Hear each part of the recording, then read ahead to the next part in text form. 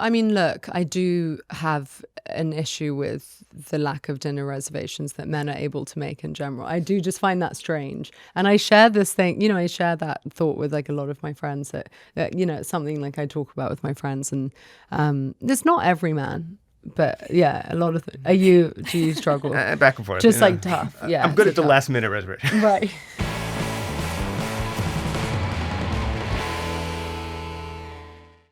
Hi, guys. Welcome to the Rolling Stone studio. I'm Angie Martoccio. And I'm Brian Hiatt. And we've got a very special guest today. We have Suki Waterhouse joining us. Hi. I'm so excited that you're here. I'm so happy to be here. Thanks so much for having me. Absolutely. Your excellent new album, Loveland, is out July 10th, and I've been listening to it nonstop. Really? Safe to say. Oh, yes. Oh, that makes me so happy. Yeah. What do you think? Well, we have like a ton to dive into. Okay, I mean, amazing. From what I understand, the title track kind of shaped the rest of the record. Can you tell me a little bit about how that took form? Well, I don't know actually if it did kind of shape the record. I think this record started, I think I've been kind of going through this. I think what I wanted it to reflect is like a kind of personal and private revolution of sorts. I think, I've been through, I felt like I've been through such a seismic change in myself, and kind of, the record it's always sort of somewhat of a surprise to me, the shape that it takes. But the title track Loveland was definitely where the title originated from. When I landed on that, I suddenly knew that would be the title. And I think Loveland is this place that I've arrived in within myself. That's kind of where the title came from. You've said in the past that you're kind of resistant to make the album, or like albums in general. When did you know that this was going to be a record for you? Well, I think I'm always making music. So I don't know if it's a kind of, I think with making records, I am always like a fragile animal sat in the studio when I kind of start and like know that I'm kind of starting that process. I feel like there's like a bar that I want to raise for myself every time I make a record, and you would like think that it gets easier, but I don't think it does get easier. I think like the more you know, like the less you know, or the more you like know that you know less. Does that make sense? Like there's like so much more there's like so much more expectation on yourself. So I don't think it gets easier, and I think like the voices, there's like voices in your head. There's like the voice when you're writing, which really like doesn't care what anyone thinks when you're making something and it's so pure, and then there's like the voice in your head when it starts to being like choosing what's going to be on the record and suddenly like thinking about the rest of the world, and that voice is like not as much of a purist and like wants like people to like it, and it starts like questioning like, is this too weird, or will people like it? And there's like that battle inside of my head of those two voices, and I try and get them to like talk to each other more, to have a little bit more of a peace, which is always what I'm going for, is to have like peace. Totally. Back in Love, which is such a great song, such a joyous song, and I know that happy songs are oftentimes the hardest to write and sometimes the most painful to write, but it feels almost like the chronicle of someone coming out of a depression and learning to love life again. And I know you talked about hormonal hell and being a shell of a person. Like, how much does all that relate to the newfound happiness that you reach in that song? I feel like all my interviews, like closer to me having a baby, have been like, I'm in hormonal hell. And like now I'm 2 years out, I'm starting to be like, oh, I'm like feeling much better. But you're right, actually. That song definitely did represent. I think it was the last song that I wrote for the album. It was the dead of winter, and I was with my producer for a long time. Like, I think we've been working together.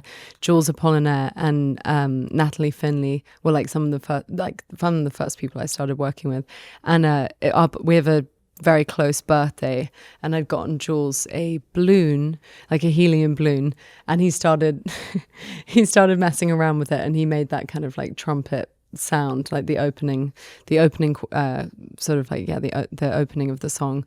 And I remember it actually being a really kind of frustrating day, and I remember me and Jules have been kind of like going on this other idea, and Nat was kind of in the corner the whole day, just being like kind of in a grumpy mood. And she just was like, I remember her being like, this isn't good, this isn't it. And she's like, our whole thing, you know, we were in at the end of making the record, and she's like, you know, we said to ourselves, if it's not the most amazing thing, then we're not writing it. And she's like, this isn't good. So it's like, okay, we finally kind of relented. And I'm really glad we did, because we started writing Back in Love. And I think, yeah, you're right. For me, it felt like this personal kind of, like this difficulty that I'd been in, this uncertainty, this insecurity about, I think for me, a lot to do with trying to know who I was going to be, like, you know, becoming a parent, still being an artist, like, all of these like kind of insecurities and doubts that I had, trying to navigate it all. And I felt like with that song, it was the first time that I kind of like realized, like, you know, I'm back in love. I can be all these things at once, and I am. And actually, like, the things that I was afraid of, I don't think I have to be afraid of anymore. I think being a parent is just kind of like given me this, like, I'm just like widened. I have like more love. It's actually helped me refine like my own happiness, and actually I think it's done great things for me as an artist too. So yeah, that song felt like hope. It felt like completion. Yeah. Are some of the darker lyrics on Loveland sort of the flip side of that, all the stuff about the gun and I do it again and all that? I think when I'm writing my records and like in this becoming of this, like this personal revolution, I always, for me, like I have this like well of experience of like, everything that's kind of ever happened to me, like, feels very urgent and present when I'm writing. So I think a lot of this, sometimes like my music isn't all exactly what's happening to me in the moment, but it's still so much of what's going on. Do you know what I mean? So that that was actually referencing referencing like a like more a past feeling. I was actually very inspired by an article that I read in Vanity Fair by Augusta Britt, who everyone can look up that article, but a lot of that song went into was pulled from that article, and that song was kind of for her and like the kind of shared feelings I've had with her. This is your first album on Island Records, and I know that opened the door to a lot of collaborations. I'm really excited to talk about Aaron Dessner. I know you went up to Long Pond in upstate New York. Yeah. Seasons was the first song you guys recorded, right? It was. It's my favorite one on the record. Really? And I know you were a little sick when you made that, right? I was so sick. And I was, I was always, I was incredibly sick. I was in the middle of tour, going through a lot of personal changes.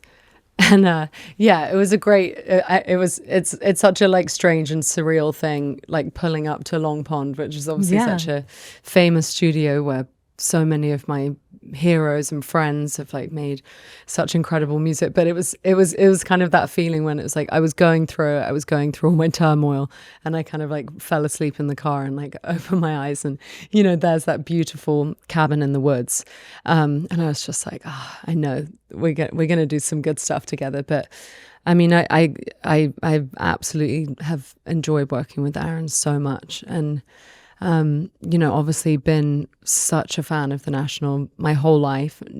Kind of obviously never ever thought that would ever happen. And it's just like he is everything that you would hope that he would be. He's such a like calming, steady presence. He's really egoless. He's like so such a gentle man. I've just absolutely loved it. But Seasons was the the first song that we made. I'm really glad that it's your favorite. It calms me so much. It just takes me out of myself. And I was sick on the day, and I went back to the studio a couple of months later to do my like proper vocal. And I remember calling Aaron, like walking around the streets in New York and being like, oh, I prefer the shitty sick one when I'm on an SM7, like on the couch, like curled up like that. And he's like, oh, like, sure. You know, he was so cool about it, and in a way that some other producers would be like, no, like, you're using my amazing microphone that, you know, my very expensive setup, not the SM7. But that's just like one of the things I love about Aaron is he's so down to, be with you and support you.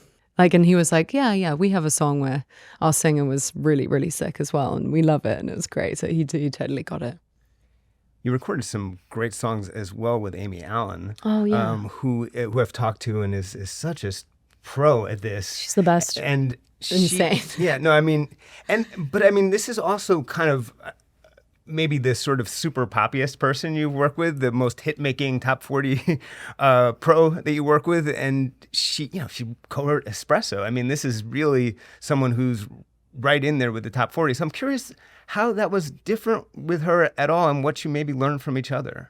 Well, I remember I was in a session with Joel Little, and I said, oh my God, you know who I just think is the most incredible songwriter? It's Amy Allen. And I was looking at all these credits that she had, and I was like, do you know her? Like, she seems so cool, and like, you know. And he was like, yeah, I know Amy. Like, she could pop in next week. Like, why don't I text her? And I was like, really? It's like one of the cool things about LA. Yeah. I feel like that's happened to me a few times, where it's like this dream person who's written these amazing songs, and then it's like, oh, they live down the street, like Dan Wilson. Or, so then Amy came in, and the cool thing about Amy, I mean, yes, she's like, she's just, her mind is so quick, and she just gets what you're talking about so quickly. But then she's also just like such a cool girl, you know, that you're just like, she's like this, well, she's like from like she's like the coolest girl from like the 70s or something, and you're like, oh my God, I also want to be your friend. Like, you're amazing. So that, you know, that I think that it's just her, like, her ability to like get it and enhance it, and I absolutely loved it. I only worked with her twice, and both of those songs went on the record. Yeah. Was there anything different though about like somewhat? Was it just the speed, really? I think she's like a master, like a melodic master. She really is. Yeah. I mean, being in the same room as her, I was like, oh, yeah, you get why she's the top of her game very quickly, because yeah, she's that good. I think we're both really curious about this Mick Fleetwood collaboration, which actually extended. We believe he has an album coming out that you worked on a song for, and then he returned the favor by drumming on, I think, Morals. Yes. Tell us everything about working with Mick Fleetwood. Just tell us about Mick Fleetwood. Yeah. Well, I reached out to Mick Fleetwood. Yeah, I had this kind of like crazy idea. I guess it was sort of like a Daisy Jones and the Six. Like, could I ever get Mick Fleetwood to drum on one of my songs? And then, I'd written Morals with Amy. And I reached out to Mick and just said, like, would you be interested, possibly, like, please, would you ever be interested in drumming on Morals? And then, we started a little bit of a, like, he could do it. And he has a video, he films everything. So I got like so many videos sent from Hawaii where he has his studio, and he did like a bunch of amazing takes. And we were speaking to him, and he has been working on this album where he collaborates with artists for a while now.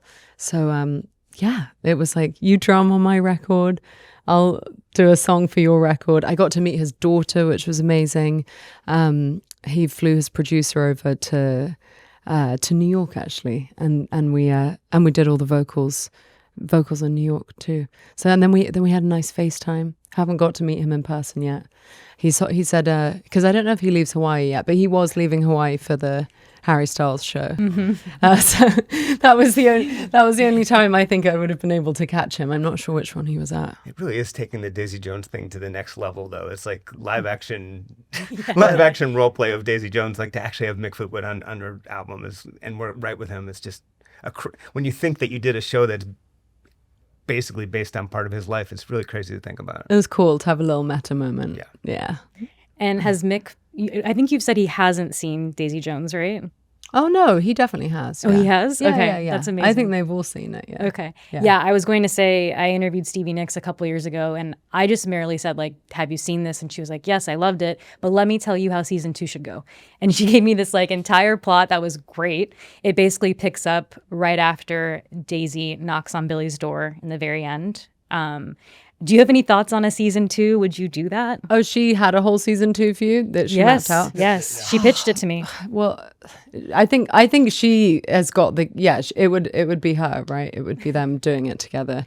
But yeah, I have no idea. I mean, I don't produce. So I don't know. If they came to you, would you? Of course. Yeah. Yeah. I think we all would. We just, that was the best time ever. It was like one of the best times of my life making that show. And that role really got you really into music more, right? I think I put out my first song brutally in like 2016. And then, and like Good Looking was like 2017. That was such a long, I had like an 8-year period between putting out that song and that song like gaining traction. So it's been a long time, but I mean we were kind of like doing so much rehearsal, and then the world stopped actually, and we had a huge break where we were just on hold.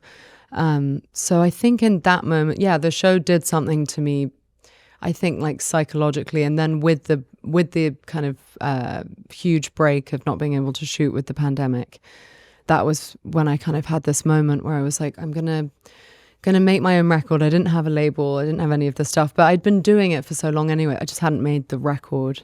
And then it was great because I made the record independently, then had it signed to a label. And then by the time the show was finished shooting, I was suddenly Good Looking had randomly, like a ghost, popped up from like 8 years ago.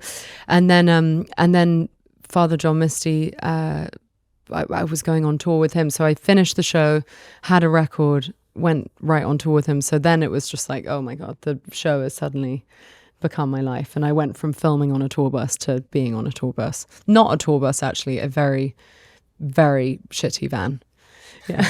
What was your experience like touring with Josh? Because I love him Father so much. I just went to see him the other day. Oh my God. Yeah, I just went to Hammersmith Apollo and went to go and see him the other day. It was so great. I mean, that was really such a life-changing thing that he did for me. First tour, I'd only ever done like a couple of shows, to be honest, like maybe like 5 or 6 shows. I was like in the deep end, definitely. I mean, I learned so much, honestly, by just like failing a lot, to be honest. Like bad sound, not having enough crew. I don't think I had like a sound guy. Maybe I had like my tour manager doing like every job, like a no AC van, huge venues that I probably had no business in being in at the time. But that is just the best thing. Like the amount of touring that I've done is just like in the last couple of years, like I'm just so grateful that I got to do that, because it's like just getting your reps in. You learn, like every show I do, I just like feel something like clicking. It's like it's a constant thing where I'm just like learning or picking up things and like feeling the audience and like that movement. It's just like nothing else. But he got me. I never thought I was going to be on tour, and I was so grateful to him for being the first one to make that happen and doing such incredible venues like Red Rocks and Radio City, and now I'm going to go back there in a couple of weeks and like headline it. Wow. And that's just like a crazy full circle thing. Yeah. I mean, real quick, what was it like the first show opening for him, stepping out into a big venue? It was so bad. I did such a bad job. No, it was crazy. It was really bad. It was like my worst show, and my managers after, I didn't really know how bad the sound was. And I was like really excited. I think it was Red Rocks was the first one, and I got off stage and like my managers were like, it was really bad. So yeah, it was actually quite harrowing. But I had a great time. I just didn't realize how bad everything sounded. Yeah. Both Daisy Jones and the real Fleetwood Mac are from the era of where bands ruled the world, and now we're in an era where solo acts kind of rule the world. I asked Youngblood about this, and he had a lot of thoughts. Do you ever sort of wish you were in a band rather than a solo act, or did Daisy Jones kind of scratch that itch for you? Yeah, I think actually, I mean, I feel like I'm in a band, even though I'm not quite in a band, but I kind of like, yeah, I love my touring band, and I also write with my touring band as well. Like Mike Raj, we wrote "When I Get Drunk, I Want You Boy," and we met in a session. That's such a good song, by the way. Thank you. Well, we met in a session, and like we'll go into the studio and write on the road. So it's kind of like a open thing. But yeah, do I wish I'd had a band? Yes, but then like the only thing about that I would maybe be, it feels like I'm like having to kind of try and get everyone in the same place and not go insane. Like I find it hard just to remain like mentally healthy, and it feels like a lot to try and do everyone else. But yeah, of course I wish I was in a band. I mean, like having a family like that and seeing and also just being able to have that kind of like shorthand with everyone, that would be really cool. But I do feel like I have like families and community within making records a lot, and everyone that I make my records with has like this space and this belonging on the record, and like they're incredibly like sacred and important, the people that you have in making the music and you know, being out on the road. So I feel like everybody very much has like a piece. It's such a team. It's such a team thing, you know. Everything, like the makeup on my face today, like I didn't do it, you know. Notting Hill is also such a great one on there. I know it's a personal song for you. Can you tell us a little bit about it? Yeah, that song, Notting Hill was kind of like my, I think in a way, my like kind of like longing or yearning or missing London, and like the place where I kind of like had my 20s and my mattress on the floor and my cigarettes and like just shit everywhere. And I kind of like left that apartment in a quite like a abrupt way, and I like was in LA for a long time, and suddenly was like, I haven't been here in such a long time, and I had someone else like pack it up for me, and I never really said goodbye to it in the way that I should have, especially because I like renovated it for so long and then barely lived in it. But yeah, I'm rambling. But basically, I got said goodbye to that place and didn't really get to say goodbye to it. And I feel like I always have that thing where I'm like very attached to like the places where I've had these like huge amounts of like growing and pain and joy, and that was like the apartment that I like fell in love in. And I think like almost like the movie, I'd sort of like dreamed of going there when I was younger. And then it was kind of like a place, where I like fell in love and had like all these incredibly like probably like worst nights of my life and best of nights of my life. And then suddenly it was like kind of gone, and I felt like I'd gone to this, I'd like moved up and gone to this other place. And so there was like, this like sadness and also this like wanting to like memorialize that place. Yeah. So I love that song so much. Tiny Raisin is such a fun song, such an honest song. And, I love the line, he's so fine and he's all mine and I hate his guts at the same time. And it is an example of like, you can say things in songs as a sort of famous person, As a famous person, you can say things in songs that if you said them in social media, they'd be like headlines. But songs allow you to be honest and to be real. And how much does that line have to do with just men not making dinner reservations? It's so real. I do. I mean, look, I do have an issue with the lack of dinner reservations that men are able to make in general. I do just find that strange. And I share this thing, I share that thought with like a lot of my friends that it's something like I talk about with my friends. And it's not every man, but yeah, a lot of do you struggle? Back and forth. Just like tough. Yeah. I'm good at the tough. last minute reservation. Right.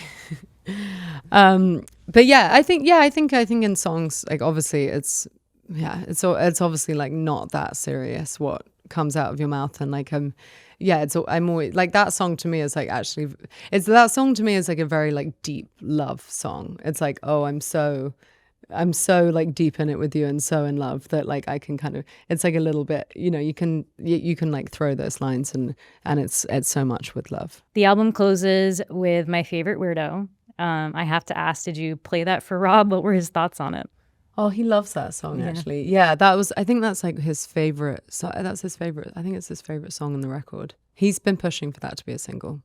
But yeah, that one was very much like probably the most kind of like present kind of like of like kind of me and in a moment of like kind of thinking about like what like kind of dreams coming true for like you yourself and your partner sometimes means, and like in like the very kind of early, like since I've had my daughter, like we've both been on this like whirlwind, and he's been like making lots of movies, and that means like, not always being together, which is something that I've like find difficult of such, kind of grapple with. So that song again is like it's like kind of, it's reassuring to me, and it's also it's so full of love, and it's I love that song because it's it feels like it has this knowing that like we'll be back together again. We love each other so much.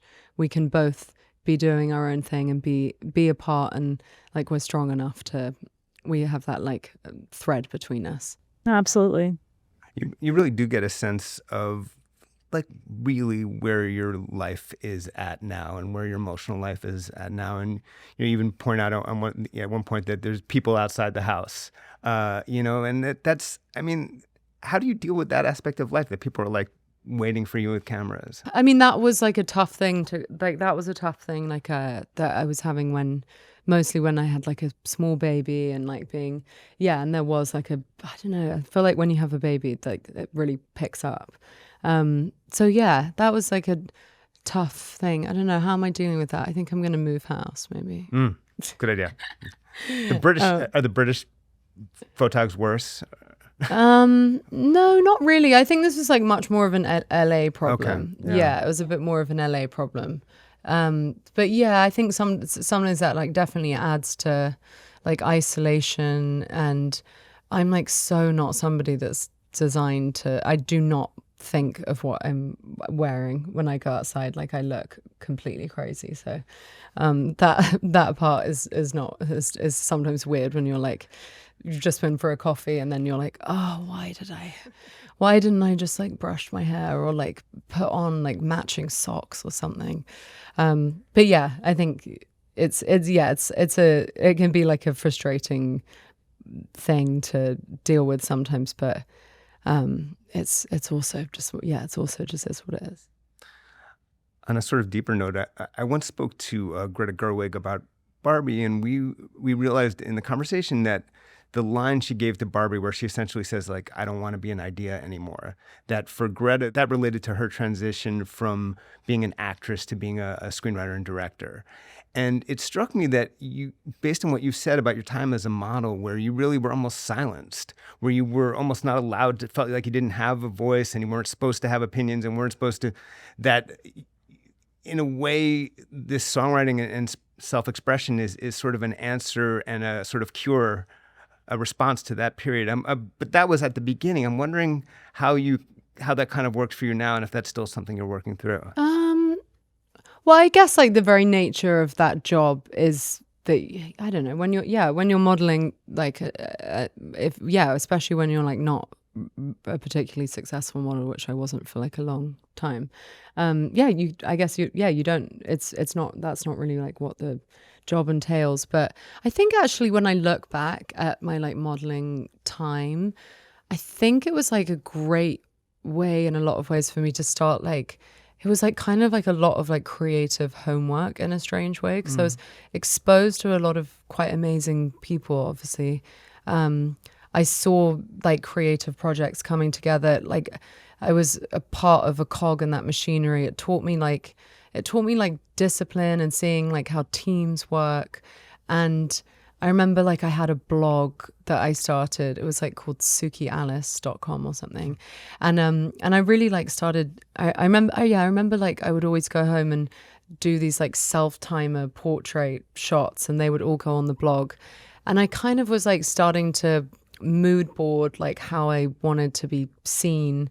It wasn't always, obviously I would come home from like doing like a catalog shoot or like an Urban Outfitters like website shoot or something.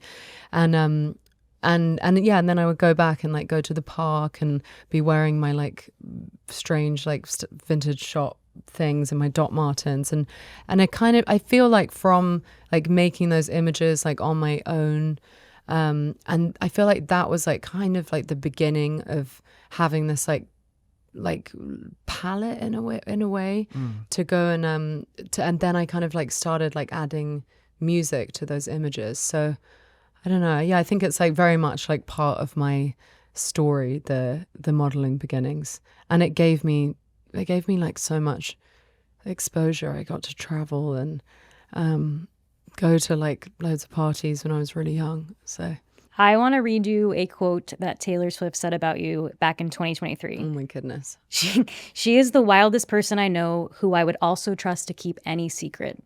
What did you do to earn that description? How does she just like come up with this stuff? It's like that woman's words are just like, she's just such a writer in every way. Yeah, I actually remember where I was when I saw that she'd written that. I was like lying in bed somewhere on tour, and I was like, she'd said it for a magazine or something, and I was like, how has this happened? That's such a sweet thing to say.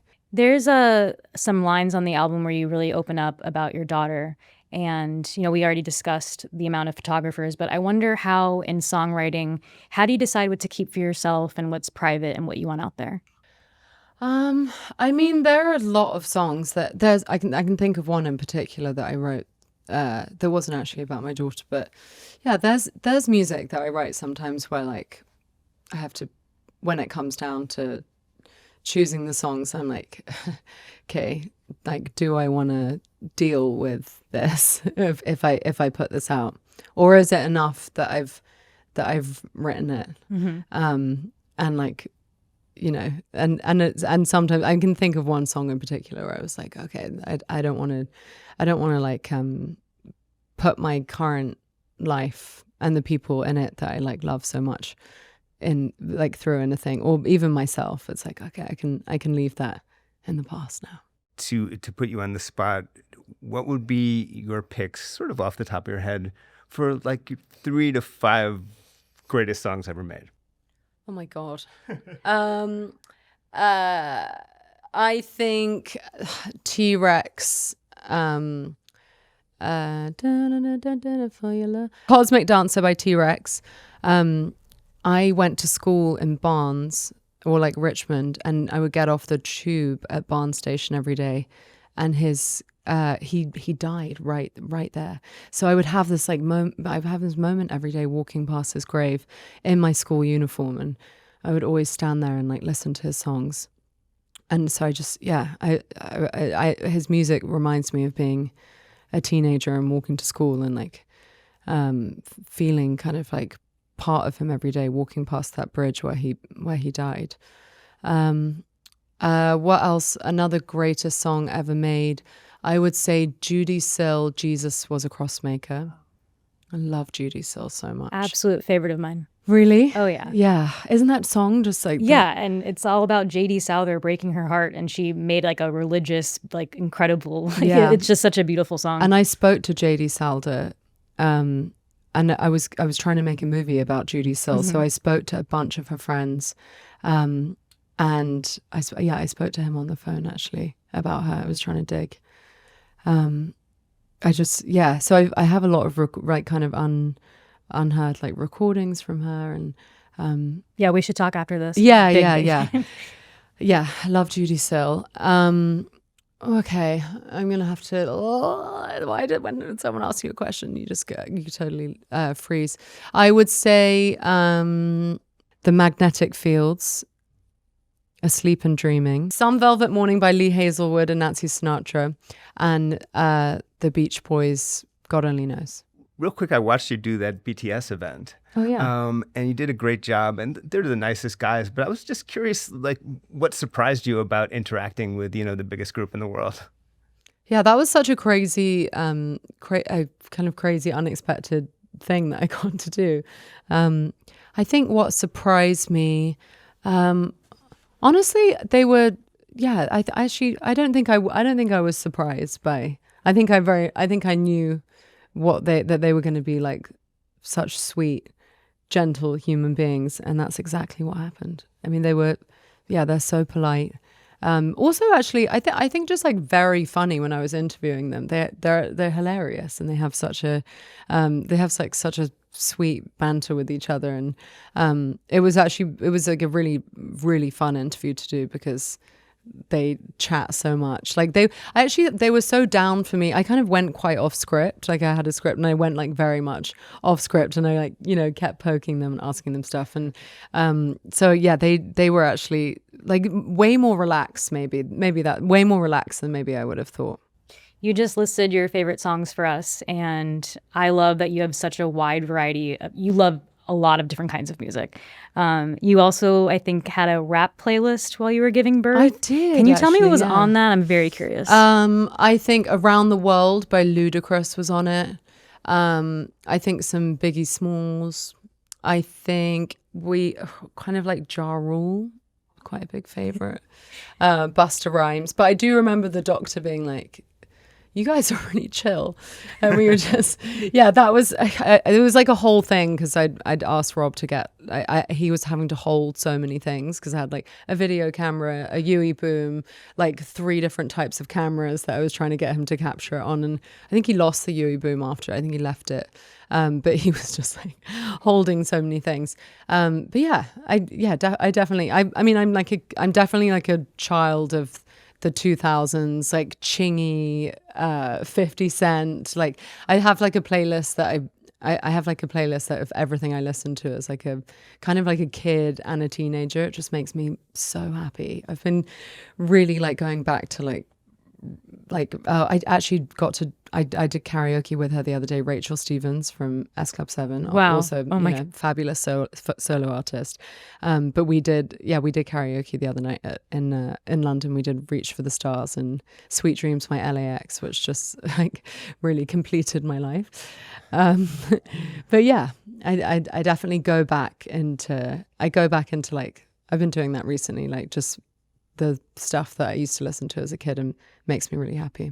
I love the idea of you at Long Pond and you telling Aaron Dessner, like, I really like this 50 Cent song. Can I do something like that? Yeah. Yes. Well, that was kind of like, it was sort of like wanting to have that. I was with Emily Warren, and we were like, can we have like a 50 Cent kind of that sway that isn't like full dancing, but just like a cool kind of like club sway. And yeah, Aaron, being the absolute sweetheart that he was, like maybe looked a bit surprised at first, but rose to that challenge right away and got into getting us a cool drum sound that worked. I could keep you here and talk forever. I know Brian also could, but I know you have an awesome show tonight planned in the city. Oh, I'm so excited. I just like started rehearsing yesterday, and it's making me feel really good for tour. Actually, I feel, it makes me like, very excited to get back on the road.